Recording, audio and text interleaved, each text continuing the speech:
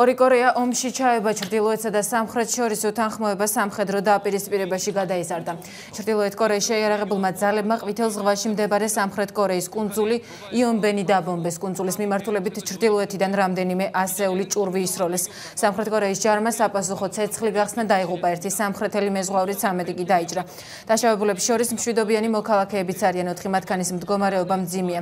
კუნძულზე ათეულობით სახლი იწვის, პარალელურად მოსახლეობის ევაკუაცია მიმდინარეობს. ამ დროისათვის არსებული მონაცემებით ორმხრივი სროლა შეწყვეტილია, თუმცა კუნძულს ელექტროენერგია არ მიეწოდება.